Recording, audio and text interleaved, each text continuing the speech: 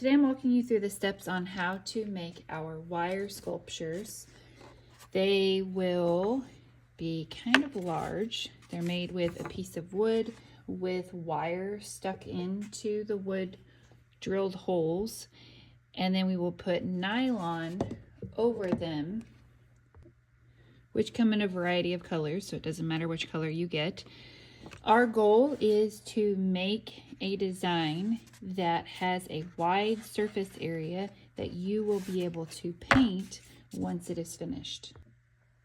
So here is one I've made a while back and have not painted it, but you'll notice that you can see the outline of the wire as it curves around. This is called the contour line, and I have pulled the wire apart enough that whenever I stretch the nylon over it, that it makes a tight surface that I was able to paint with Mod Podge. Then I go over it with gesso, and now it is prepped and ready that I can add paint to it. And then I will consider, what does this remind me of? What visions do I have when I look at this? Does it make me think of anything from nature, a plant, an animal, water, fire, rain, wind? And I will let that be my inspiration as I come up with my design. First thing, when you get the wood, you need to make sure that you pay attention to which side has the drill holes. If it looks like both of them have the drill holes, then choose one of the sides that looks like it does not have it all the way through the most, because that's the side you need to make sure you label your first and last name, your class day, and the hour. If you do not do this, it will be very difficult to get your project back to you. So I noticed that the drill holes are primarily on this side. I put my name on this direction. Then I will give you a roughly 3-foot piece of wire. This is 16 gauge wire. It's very bendy, but it can flip around and hit a person in their face or their eye, which is dangerous. So to make it less dangerous, let's first kind of bend this a little bit toward the top so that it makes it to where the ends don't flip around. Then you're going to press the ends of your wire into the hole and make sure that it's as secure as you can get that. Then to help it stay secure, if you hold this down and bend it just a little bit toward the outside, that will make it to where I can put hot glue on these ends in the back of the room before you start shaping it.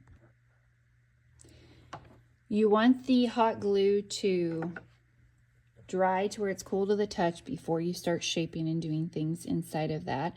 But I'm going to show you a couple different options of how you can build your structure. One option is you can shape your wire before you pull the nylons over that. The benefit to this is you can really see where your wire is going. You can make sure it stays inside the hole so it doesn't pop out. If it does, it's a little bit trickier to push it back in once it has the hot glue and it has the nylon over it.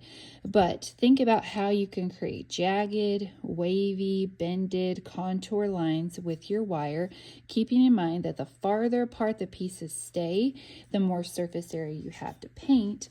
However, there also is some interest to having some of the wires close together, because it will create these bends and curves that may make you think of something from nature that you could use as inspiration when you paint it. So this one, the wire was put through this and shaped before the nylon went over it, and this is the result. This piece had the wire straight, the nylon put over it, and then the wire was shaped. So you could go either direction, and you don't want to spend a lot of time trying to figure out which one you want to do, because we have to get this done in one class period.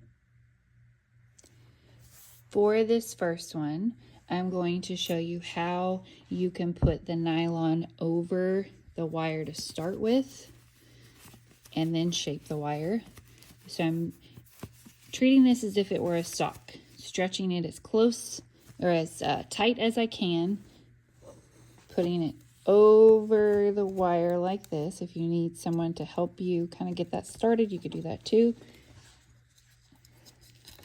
So I'm pulling this pretty tight, There's going to be some excess at the end, and that is fine. And then from here, you want to make sure that the end of this pulls as broad as you can get it so it doesn't collapse on itself. And then you can start manipulating and changing the shape.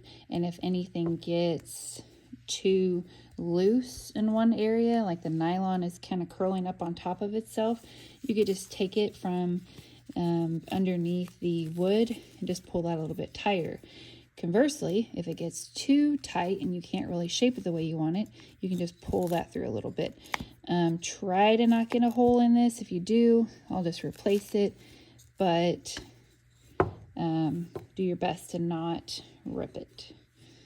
So my goal is to have some surface area that I will be able to paint, yet also have some curvature in my wire.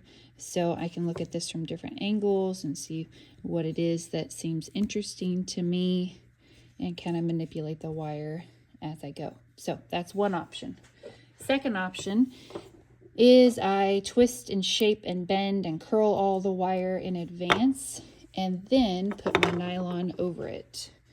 This might be a little trickier at first, getting over the wire, but it's still a really good method because this wire is very flexible, so you should be able to easily pull this tight over the wire.